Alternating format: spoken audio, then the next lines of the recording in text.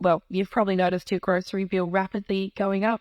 If you have, send us a line, 0438 922 936. At the same time, both Woolworths and Coles recorded annual profits of more than $1 billion this last financial year. At the other end of the food chain are the farmers, the producers, who are also paying a lot more for everything: power, water, feed, fertiliser, you name it. And as we followed on this program very closely, livestock prices collapsed in the last year. We're talking for 65% for cattle, about 37% for lamb, and nearly 80% for mutton. Those are national prices. Ian Sauer is from the Tasmanian Farmers and Graziers Association, and he joins us now to break down what Tasmanian farmers have been experiencing. Hello, Ian. Good afternoon. Well, good afternoon, listeners. What have you been hearing, Ian, from farmers in terms of lower prices for their livestock and produce? Look, I think the farmers have been bitterly disappointed for many years, that there's always been a huge disparity between the farm gate price and the retail price. And there's always been the problem there that the lack of transparency of the whole food chain. So if you've got, a single item that goes from the farm to pretty well directly to the retail, that's easy to follow. But most of the produce that farmers sell goes through processing before it hits the retail shelves, and there's no transparency in that. There's no transparency in how supermarkets can have so much market dominance. So the two supermarkets hold about 70% of the retail market in Australia, which is about the highest concentration in the world. So there's obviously a market failure there. There's a lack of competition. The duopoly is not competition.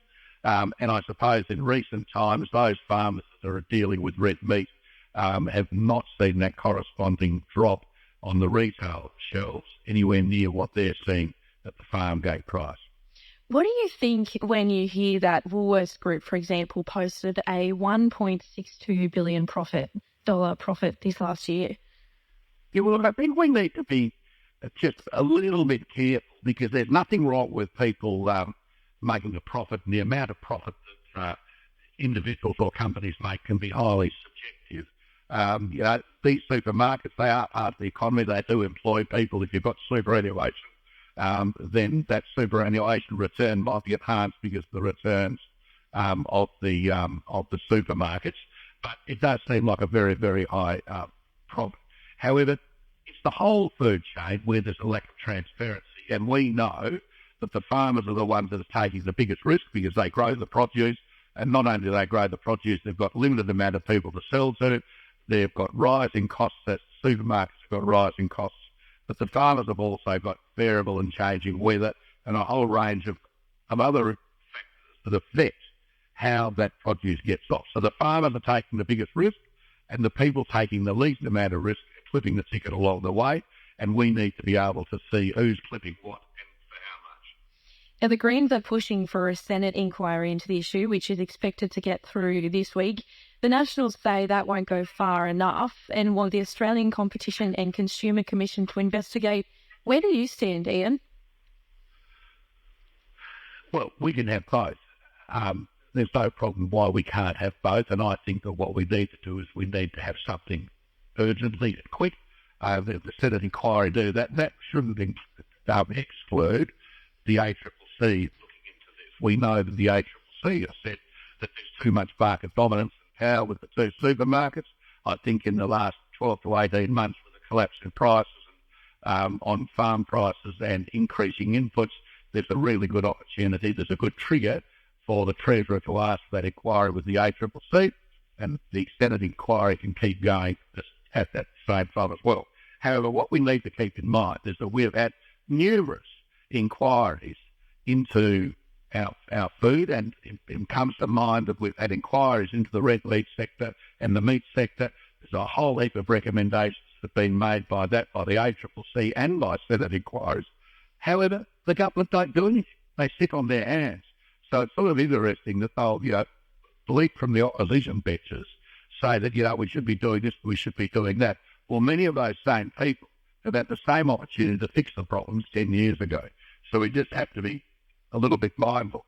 The other problem that we've got is that the market dominance, the supermarkets have got a similar power to those people who want to use compulsory acquisition on farmers to access land. But what that means is the supermarkets have got all the power and they're able to intimidate and bully the farmers as they're, to get their produce. And my understanding is that I've heard that some people, retailers out there, the supermarkets are now asking for 90 or 100-day terms. So normally we do 30-day terms, everyone has 30 days credit. Well, now the supermarkets are saying in some instances 90 and 100 days, and their contracts say that you can't talk about it. And the other thing they're saying is that you can only negotiate prices once a year, when we know that farmers are having to deal with fluctuations in prices, 3 or 4 times a year. So I think that area of the market domination and how they interact with the farmers and the suppliers and the processors needs to be looked at very strongly as well. So that's something you'd like to see a bit more transparency on, particularly those terms of contract that we don't really see. Oh, absolutely. And look, the National Farmers Federation have asked for that as well. So absolutely we need to see that. And I think that the frustration with farmers is really getting very, very high now, and that's why we've got the Keep Farmers Farming campaign. But, NFF, they surveyed 1,600 farmers, and, they found out that the market power supermarkets and processors was one of the top issues concerning that sector. So this just isn't a small issue. This is affecting all farmers, and it's, we know that the consumers are really worried. I mean, money's tight at the moment. So we've got at one end of the scale, the consumers are really concerned, and at the other end, the farmers are being done over by the market domination of the supermarkets. The other issue, which concerns me is that, Tasmanian farmers produce some of the best vegetables in the world. We've got good expertise, we've got processing, we've got good land, we've got good climate.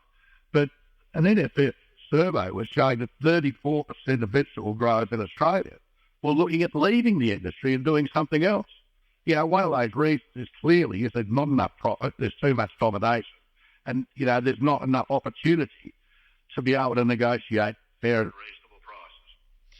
Now, you did mention before, I should say, processing, handling, wages, power, all of those costs have gone up for farmers, of course, but also they've gone up for people in the middle. Does that go to some way to explaining the discrepancy? Well, not when you're talking red meat and you're talking about a 40% reduction in red meat. No, it doesn't. It's an absolute 30. And, if it was 10%, then that's fine, but not 40-odd%. It's just ridiculous. This is smoke and mirrors. And the problem you've got, one of the problems is that, processors, supermarkets, they get asked questions, and they've got spin doctors and communications experts that come out and they'll, talk with silky smooth voices, and everyone thinks it's okay, but it's not okay. And I've given the statistics where 34% of venture growers are thinking about leaving. 1,600 farmers who are surveyed have put this issue of transparency at the top of one of their top issues of concern. So it's just not a small issue, and it's not an issue that's going to go away. And for a society in 2023 coming on to 2024, where a large part of the economy, rides on the sheep's back for a word, we should be able to know what's happened through the whole supply chain, who's clipping who, so that farmers can be treated fairly and equitably.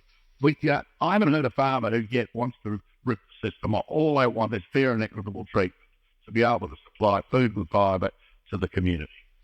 Ian Sauer, thank you for your time, and thanks for your insights on the farming perspective. Thanks. Have a great day. Have a great day. That was Ian Sauer from the Tasmanian Farmers and Grazing Association.